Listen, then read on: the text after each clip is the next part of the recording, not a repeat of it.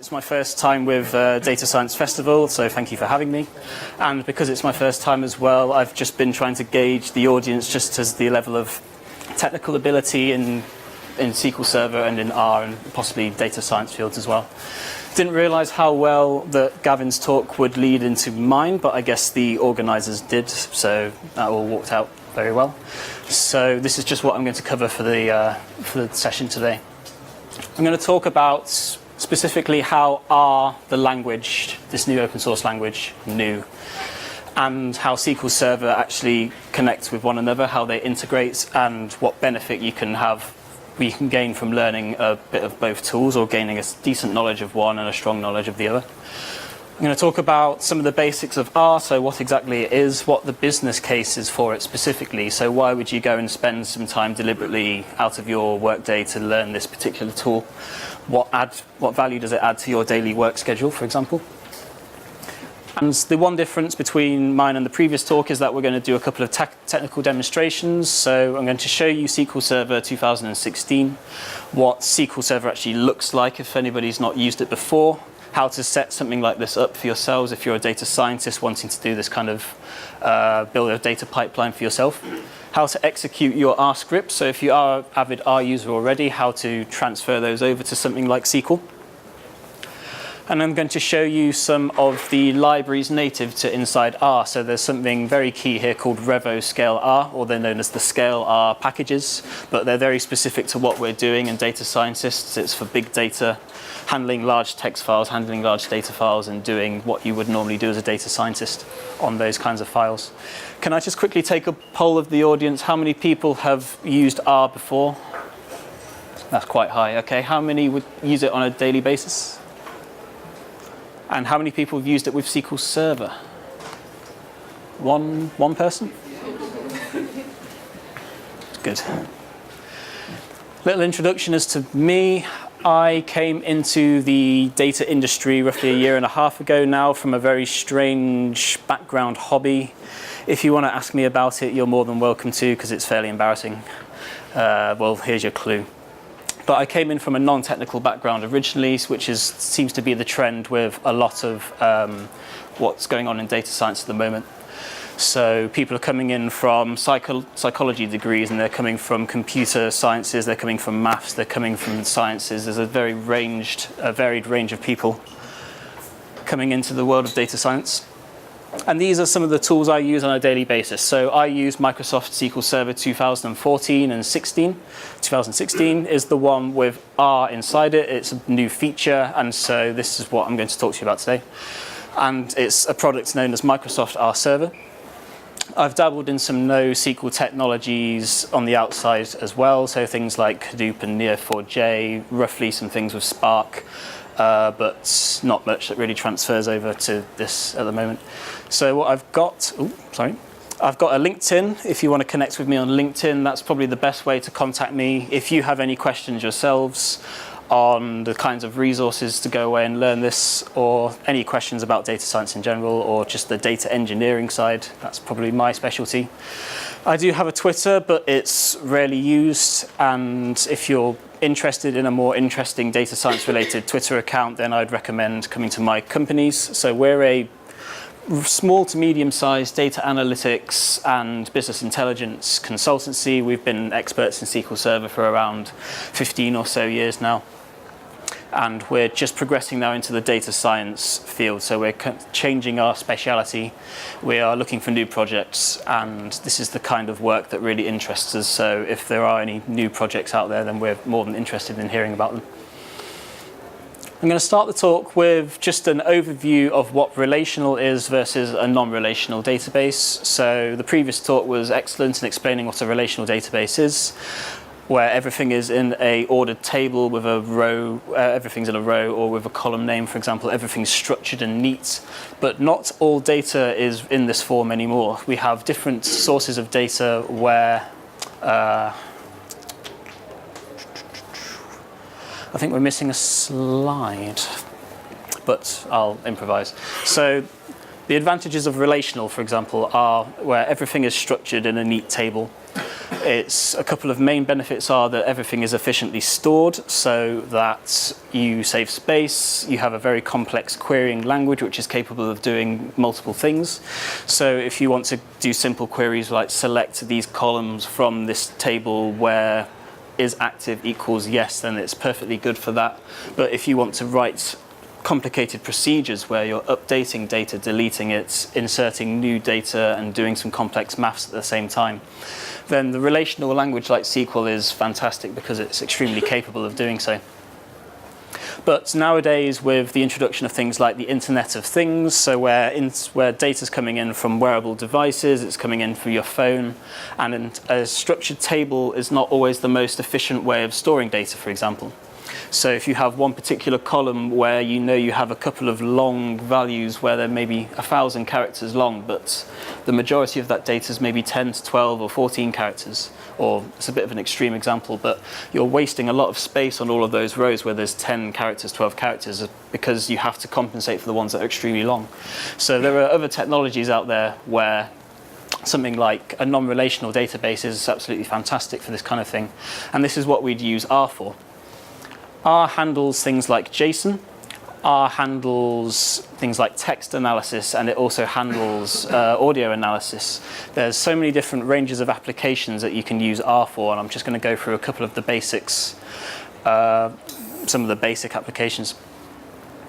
So what is R? It was originally developed by statisticians and for academia, and it's been recently transferred over into this data science world and the world of business intelligence because it's quite a high-level language. It's easy to learn, and it's recently been improved by a lot of outside contributors. So it's become this powerful language as well. It's not only just good for what it is; it's fast. So for complex data files, for very big data files, it's getting a lot better. Yes, like I said, it's a high-level language. It's easy to learn. So some of the basics, if you know SQL, it's quite easy to transfer to R without very much effort at all. Short development cycles, and the reason for this is because there are already 6,000 packages available for you to use freely on a network called CRAN, which is the Comprehensive R Archive Network, I believe. But what that essentially means is if there's a business problem that you want to try out for yourself, whether it's collecting data from a Twitter website, or whether it's processing some sort of image, looking for features, for example, the chances are somebody's already worked on this particular problem and created the library for you, because that's just how nice some technical people are. So they've put that in the cloud for you, you just download it, the functionality is there for you with some reading material, and you can go away and do this yourself. So you don't have to duplicate work quite a lot of the time. So short development cycles because of all of this, because people have already contributed so much already. If it's written in C, and if you've ever used something like Fortran, then a lot of the syntax will look quite similar to you. It's a it's a functional language, so you tend to declare variables and write and nest things inside functions and write scripts rather than complex methods. But if you've had an experience with one of these previous languages, then you've got a very good chance of picking this up very quickly as well. And just to reiterate, there's over 6,000 libraries with the appropriate, usually with a tutorial to go with them explaining exactly how to use it. So if you want to go and learn some R, it's extremely useful. Yep, and just some extra applications. There's for cleaning data, for loading the data. So if you have some data files that can't necessarily be loaded immediately into SQL, it's a great tool for cleaning up certain columns, certain rows, handling things like missing values, etc. It's extremely good for that. It's also become this great graphics tool, so people are using it for data visualization. And I have an example somewhere, but probably not in this slide, but people are able to do extremely elegant, much like you've seen something like D3JS, where people are creating these fantastic interactive visualizations mapped to data, and it's all possible now in R as well because it's become a bit more sophisticated. And this is the reason why Microsoft has become so invested inside a tool like R. It's because it's open source and free to use. It means that you can go and check your work with somebody else that's done something similar. And for data analysis, it's having the balance now between handling relational data and non-relational data, which it includes things like JSON, includes things like XML, text files, and audio and visual. I'm quite happy I've got this slide because this is an overview of some of the examples, some of the business cases you might want to use something for. So the cases I'm going to go through are either something I've worked on a personal project or something that we've worked inside Consolidata using R to connect it to something else. The best thing about it is that it connects to other technologies. It integrates really nicely, and I think my experience is it's slightly better on Windows, but it's extremely good if you're on a Linux machine as well. So all of these it's perfectly capable. So starting maybe from roughly 12 o'clock, where the Excel logo is. So you can use R to read Excel files now. So you can tell it to programmatically read specific areas of sheets or workbooks and pull it into one single data file. So you have a big Excel workbook with hundreds of sheets where the data's scattered all over the place. You can write some sort of function to go and look up certain tables and extract those into one nice long clean data file. That's something that we've used for clients sort of on a regular basis. The one to the right is something called Neo4j. Has anybody used Neo4j here before? Yep. So there's a specific R library for just connecting straight in. If you want to run a query on Neo4j, you can run it from R, get the data back, and do whatever you want with it, or visualize it, etc. Spark, it connects directly into Spark as well. So there's a package called SparkLiR, which we've used once or twice as like a proof of concept. But the point is, and you'll see in the later part of the tutorial, that it connects with Spark. Power BI, yep, so for sending data to an API, it's really useful. I've done presentations before where we've streamed live data from the Twitter API, done some processing on it, and streamed it straight into Power BI so people can see a live dashboard being updated in real time, which is quite a nice, interesting proof of concepts. Moving down to the bottom, we've got a couple of SQL products. So on the right, there's a symbol for Azure ML. Microsoft's decided to build its own machine learning tool, and it's called Azure ML. So the idea is to take out the need for a PhD. I don't know how you feel about that, and maybe not go into that. But the idea is drag and drop data science, which I can start to see the benefit for, but you want a bit more control, I assume. For connecting to SQL databases, yep, before R was inside SQL, you could connect R and get some data from a SQL database, pull it back and do whatever you wanted with it. SPSS, so we've got one particular market research client where they had very, very large global surveys of tens of thousands of people with maybe 200 to 300 questions, each question in its own column, which is a nightmare to analyze if you're in a SQL table. So we used R to pivot it out and do it quickly, send that data into SQL, and then do our various loading and processing on it later. It connects to Python, and Python connects to R. I don't really understand why you'd want to do that, but somebody wanted to see that once, so I've included that in there. And just to the left of that, we've got, I believe that's an Azure symbol again, but for a data lake. So exactly the same with Hadoop, same kind of concept. If you want to send files to Hadoop or something like an Azure data lake, you can send files to, get files from, do some manipulation on the file and stream it in. But the idea is that this tool over 15 years, R, has become integrated into so many different technologies now that it's starting to get to the point where knowing something like SQL might not necessarily be enough. Knowing an open source language like R is going to become pretty crucial in the next few years. It's my personal opinion. So if you want to go away and learn yourself, I'm not going to bore you, but these are just over time, some of my refined areas of learning to go to. Stack Overflow, unsurprisingly, is probably my number one. I used to recommend going to Kaggle.com, so the home of machine learning, where they had this Titanic tutorial. It was all nice and interactive, where you could go through the steps one by one and try out bits of code. But for whatever reason, they've taken this off, or they're just about to take this demo off, which is a shame. But Stack Overflow, I learned by going through questions, just Googling the answers essentially, and learning how the syntax works from there. But there's amazing resources on Stack Overflow in terms of documentation and wiki pages. It's fantastic now. A shameless plug for my own company. We've done our own R tutorial series, and we have a feature in the website where you can go and email an expert. But I think we've got 3 capable R people working in the company working on something R related.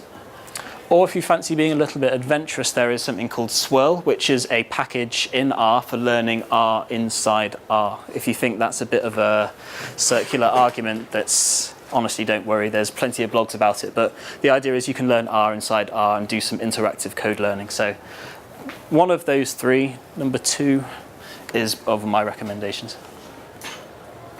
I believe that takes us back to the start. And for what are we doing on time? It's around 10 minutes, okay. So I'm going to go through a couple of technical demonstrations. So if any of you are brand new to SQL, you'll be quite fortunate to know that I'm actually going to go through what that looks like on a screen in a IDE. So I'm using SQL Server Management Studio, and I don't know if this is the most common tool for SQL development, but it's the only one I've really seen. But SQL Server Management Studio is really, really capable. And I think it's probably the number 1 tool. So if you bear with me, I'm going to go through a couple of examples and just talk to you about how R, this language, looks inside something like SQL Server. So just remind me how many people have done R inside SQL Server. It was roughly maybe 2 or 3 people. Yep. So just going from the very beginning, this is SQL. From the left-hand side, this is my main database. I've borrowed bits from a Azure virtual machine, which I've created myself. So if you work on Azure, you can fire up a virtual machine fairly quickly, do what you want with it, break it back down, deallocate it. And if you allocate something called a data science machine on Azure, you can go and create a specific data science virtual machine which has R installed, it has Microsoft SQL Server, and it's also got this New York City taxi database. So it gives you a couple of examples, and I've added a couple of my own examples over the top just to show you what R can do inside SQL Server and how you'd actually go away, learn some R with some SQL, and do your own sort of predictive model, for example. So I'm just going to talk through. Just the first one to show you is a version. I just want to show you what setup I'm using. If you want to go and try this yourself, you're perfectly able to. It's SQL Server 2016, and so long as you register an account on MSDN, which is the Microsoft Developer Network, you can go and download this for free. There's no need for a license. It's freely available for developers as long as it's not used for anything commercial. So you can go home and download this and try this out yourself, and it's really, really easy to install. It's got its own Windows installer now, so it's just a couple of clicks and you can run a SQL instance, which is exactly what I've done here. But there's the version that we're using, so feel free to go and try it. If you want to set this up yourself, there's just a couple of things that you need to know and maybe run from your end. I'm going to publish this code and the slides on a GitHub, and is there a link to post slides for this presentation? Just the meetup group? Yeah. All right, cool. Jess will put it up on the meetup page. Awesome. Yep, so there will be a link to the slides and some of the code snippets later.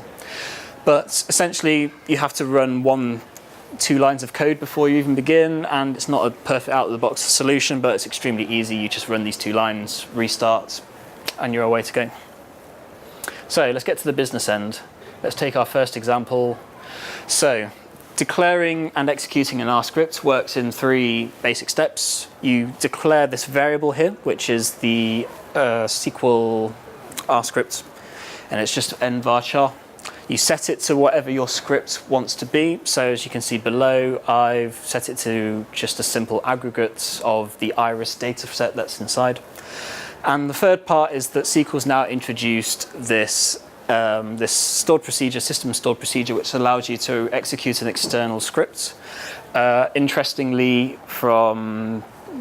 you told me before that Microsoft actually put off development releasing this product for maybe like 9 months or so because they were struggling to get this bit just right. So it's not, I'd say it's not perfectly functional yet. It's pretty good for what it is, and it's going to get better as the months and as the years develop on, but it's pretty good.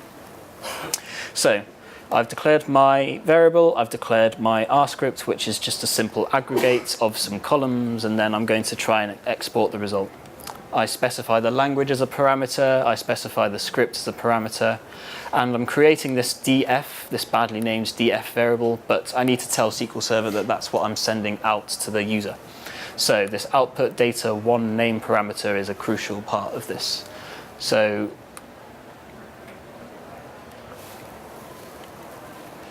should it all go to plan? Slightly longer than the 1 second it took earlier, which is worrying. Okay, so it looks fairly simple and fairly basic, but we're going to develop this a little bit more later on. But as you can see, it's taken the 150 rows in this iris data set and it's done a group by, essentially. So we've not really added anything new from that you can't do in SQL yet, but we're going to keep going. We're going to see. If you want to install packages, it's not quite as simple, and I will demonstrate what you need to do. So this is what the R script looks like. So if we just rush back, you notice that I declare the script saying to do some aggregation. You'd think it would be quite intuitive and quite nice to run install packages if you're an R user, install packages, and then select the packages you want to install, and it would just nicely install. Sadly, it's not the case. You have to actually run an R session that's linked to the SQL Server and install the packages you want before using this, which is a bit of a shame. But essentially the way to do this is to run an RStudio session and do something that's along the following. I tell it a path, which there's a directory for all of your SQL Server, for the engine basically, for your instance. And inside this directory there is an R services/library, so that's where all of your various libraries get stored. And that's the path you need to install to. So for this demo, I installed a handful of my favorite libraries. I use this .libs path variable. I added it to it so that the default for installing packages in the future is to go to that. There's another way to do it. You can just sort of specify that the library path is the path that you've stated before, which is this long directory up here. But essentially, that's the way you need to do it. And it can be done through RStudio or by going to that folder directory, looking for the r.exe, the executionable, and doing it that way. So it's not quite there yet, but sadly, that's the way you have to do it. And if you're more into the performance side of things, and if you care about memory and efficiency when you're doing this on a large scale, there's a little trick that I tend to tell people, whereas I use this create external resource pool, but it gives you some control about how much CPU you give to the R component as opposed to the SQL Server component, and how much memory. So you specify some parameters basically. So this has saved me a few times stopping the server from crashing when memory runs out, which is quite a neat trick. But you can tell it, give it some control exactly how much memory you use. Going back, so I want to show you this. It's probably the most interesting thing I've written to date, and it's a stored procedure. It's called search Twitter. I'll obviously show you what it does in a minute. It takes 3 parameters. So does anybody want to throw out a popular search term, something topical, something that someone's likely to be tweeting about at the moment? Trump. As you wish. Yep. So Trump it's actually what I've done in previous presentations for live streaming, because you tend to get thousands of tweets per minute, and we did this around inauguration time. So analysing people's feelings around inauguration time was, and doing that live on a screen was fantastic. Counting the swear words is amazing. So how many tweets do I want to return? And this is my particular favourite. Do I want to tweet about it? And I'll explain this in a moment. In fact, if you bear with me, I will try and show this to you.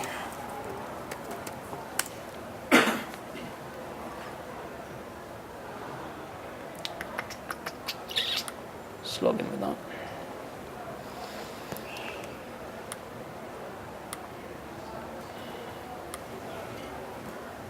You didn't use Twitter? I don't. That's why it's asking me, is that still my address? This is the one I'd like you to follow. This is slightly more interesting. But I'm going to have this ready in the background. So just for control, and so, oh, I did that earlier. So 5 hours ago. Promise you, I'm not trying to pull the wool over your eyes. So 5 hours ago, I tested this out, and we're going to see how this fares now. So if we execute it, let's just see what is written. Oh, let's go into the right thing. Make sure you're in the right database. Just try again. Should take a few seconds because it's going to the Twitter API. It's going to check that you are who you say you are, and it's going to specifically search for your Trump tweets, and it's going to try and pull back some relevant information. It's usually a bit quicker than this, so hooray. Let's see what we've got about Trump. So Trump made me forgive Shia LaBeouf. Let's not bother. And so hopefully if we refresh that, we will see an update 15 seconds ago. That's promising. Hooray. So 15 seconds ago, 200 tweets about Trump. Let's break down that stored procedure and let's see exactly what that does.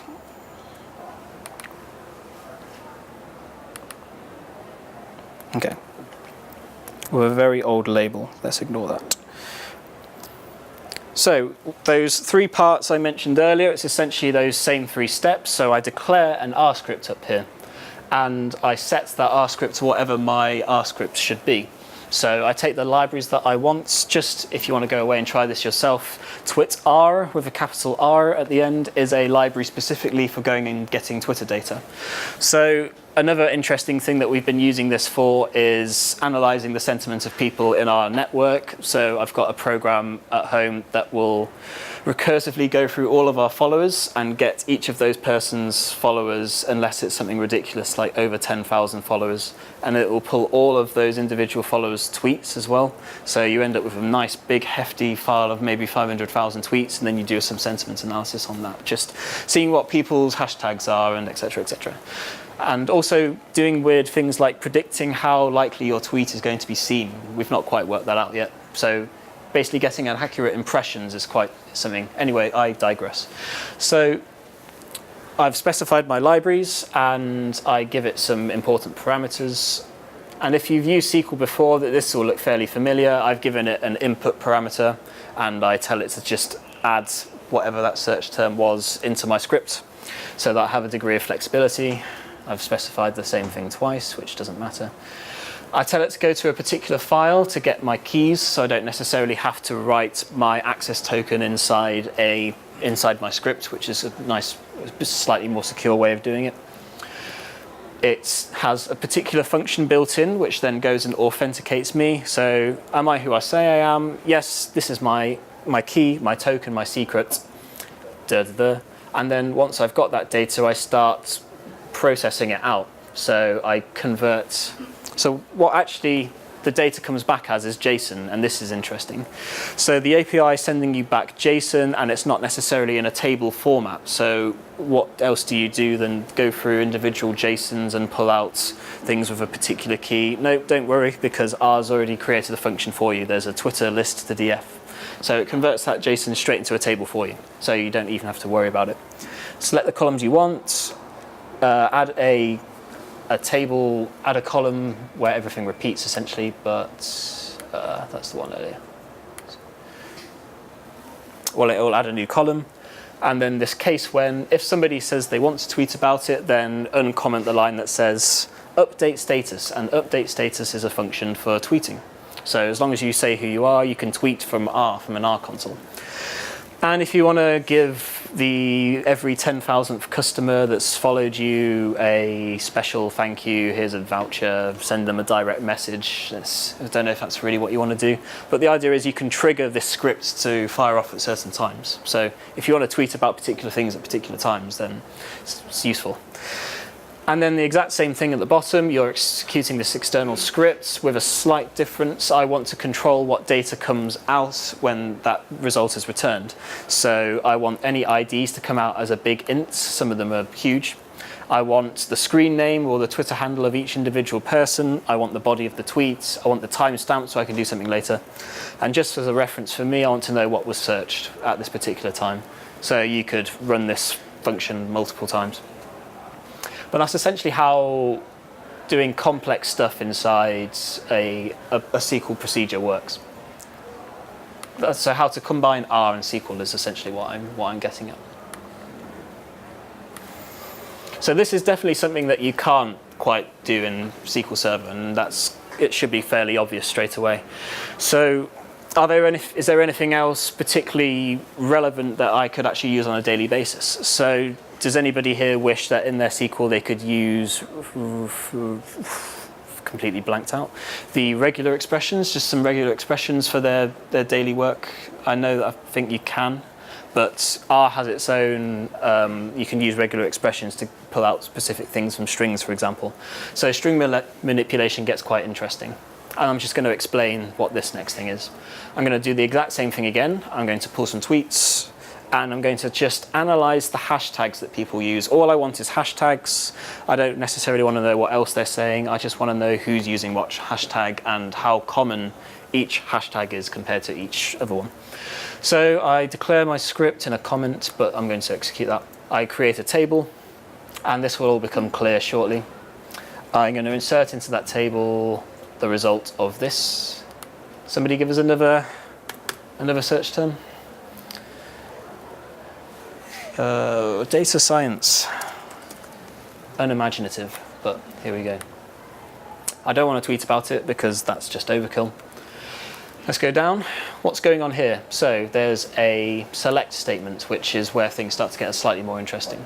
So I'm going to pass this in to my execute external script parameter later. I'll declare a hashtag table. These are just sort of things that you need to prepare. What's my R scripts this time? So I'm doing something with hashtags. I'm converting everything to lowercase. Okay, you can do that with SQL, but I'm going to look for specific patterns with a regular expression.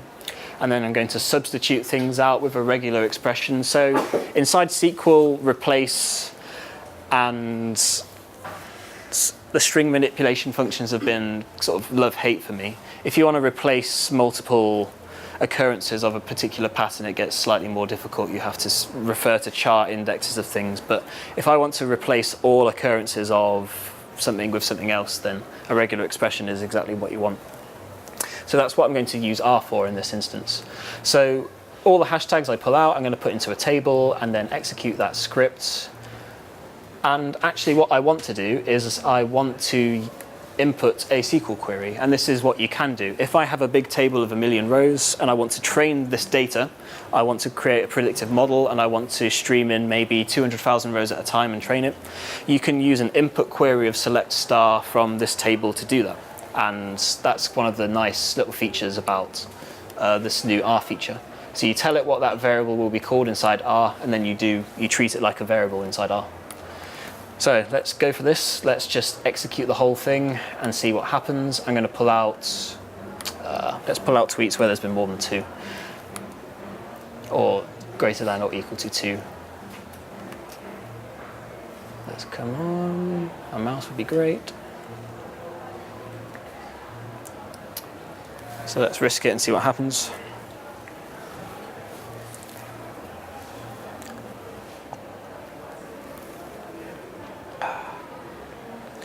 It's usually a lot faster than this, I should say. I'm on a 4 gig RAM computer because I had a slight issue with it was all working perfectly fine on the VM yesterday, and then I lost some work because one of the VMs went down, so I transferred everything to a smaller local machine.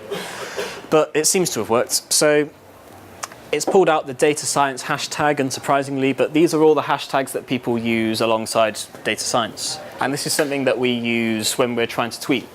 So we've only just recently become aware of our social media following, and we're trying to improve it. So we try and use not necessarily the most common hashtag for a particular tweet, otherwise it doesn't get seen.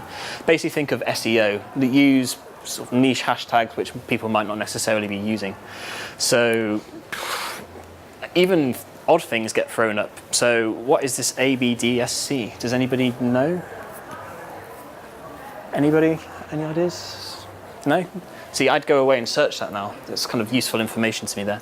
And these are just all of the associated things.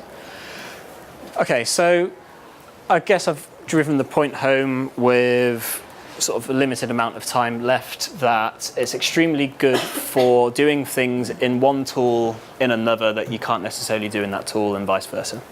So if we want to do big data applications, then we need to look at this package called RevoScaleR, which is specifically designed by Microsoft for big data. The issue with R at the moment is that open source R is that it's done in memory, it's single threaded, so you start to see a performance taper off at around 10 million rows on sort of quite big tables if you have lots of columns, and even with special packages like the data table package, 100 million rows starts to get support. So again, this is something you'd rather do in SQL if it's over 100 million, so what's the benefit in using something like R? Well, these RevoScaleR packages are what's designed for that. So you can either stream data in through these components inside this R library called RevoScaleR. You can connect to different technologies like Teradata or Hadoop or Spark or another SQL table. Or you can do some machine learning, which is done in parallel. So what actually is the main benefit of using a RevoScaleR is that things can be done multi-threaded now. You can specify you want things to be done multi-threaded, and so it splits the job up over different cores, or I think you can even do different nodes. Somebody can correct me on that. But the idea is you've now got parallel processing of R, and it's done quite nicely. So let's have a look at some of the examples. I also need to introduce to you a key concept of an external data frame. So has anybody here used or even heard of an external data frame as opposed to one in memory? So some very clever person at Microsoft, when developing this, realized that there's a nice, efficient way of storing a data frame on disk. It's essentially what this is, an external data frame. And it's nicely compressed. So from experience, I think it compresses a 100 megabyte table to something like 12, 15, but depending on the table, obviously. But these external data frames will sit on a disk, and if you want to refer to them later on, then it improves your performance massively. I think I'm running out of time, so I'm just sort of going to race through some of these functions here. Anything beginning with Rx is RevoScaleR functions. So this is designed specifically for reading a data frame.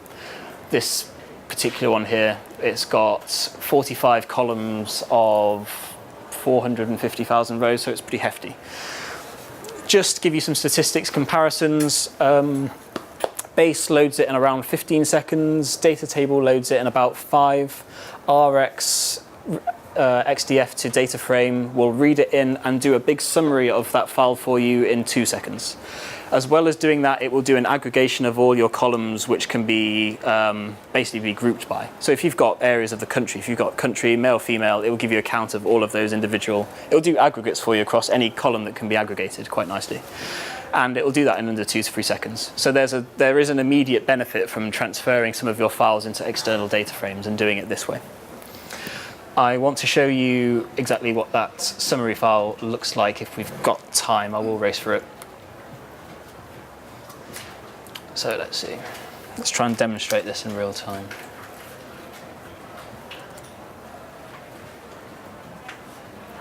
Two, three, four. Nope. Demo's let me down. Yeah. We will eventually see it. I think it's just my computer being naff. Ideally, you want at least 8 gig RAM in order to do these operations effectively, I would say.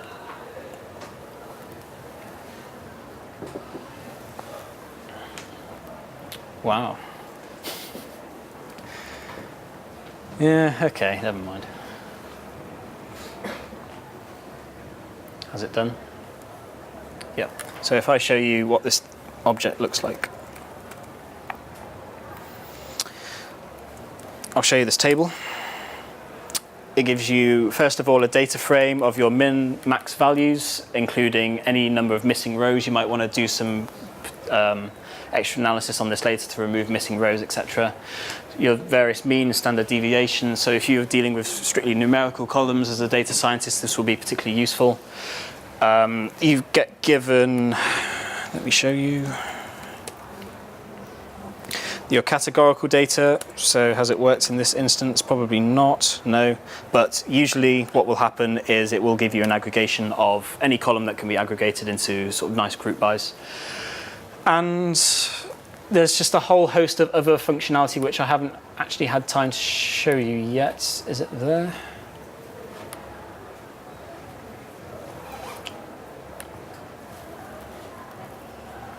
It's called other functionality. Yep, so just as a few examples of what some of these functions look like. Rx list files, you can connect to a Hadoop cluster, get lists of files from a particular directory. If you want to copy a file to your local machine or do some sort of analysis on it, you can run a command, a Hadoop command, and transfer that file from Hadoop to your local. You can even do the same. You can put local files onto Hadoop, etc. There's this rspark function, this single one on its own, but you can specify a context and set off jobs, which is quite nice. Rx SQL Server data, you have the ability to connect to a table and do some even things like updates and inserts, etc. And then probably the best way to show you this is to go to that menu and just show you what's available.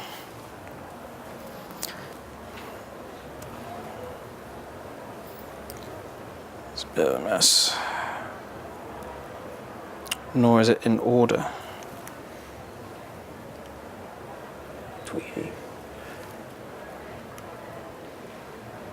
Let's see if I can apply any sort of context. So data step, merge XDF, or for loading in files and manipulating them, merging things together, doing very large joins.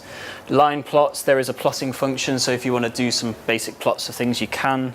You can go and find out information about nodes in your cluster. I think you can get information about how it's performing, but don't quote me on that. The summary functions, as we went over earlier, you can just get various information about different data files quite quickly. Predict, you can start to build predictive models, and the further you go down the list, you've got different statistics methods as well. So you can do random forests, linear regression, multiple regression. You can do even things like chi-squared, for example. There's a lot of data science functionality already in there, and that plugs into Azure ML quite nicely. And I think there's over 50 different functions in there, but it's definitely worth going in and investigating yourself, because I realise I'm out of time. So as just a conclusion, I sort of waffled a bit, but just because I enjoy this. But the take-home lesson is that my day-to-day workload now includes SQL Server and R, and I think quite rightly so. R is fantastic language for just analysing a file, seeing what's in there, working out what the next steps are for modeling a file, what the relationships are when it goes into the data warehouse. And SQL Server hasn't suddenly become bad. It's still as good as it ever was, but it's just added this extra functionality now for these data scientists and data analysts coming in, knowing this tool but not this one, just making it easier for them. So the take-home lesson is just that have a go and just try it out, at the very least. Thank you all for listening, and I'll let you all get home now. Sorry for rambling. And yeah.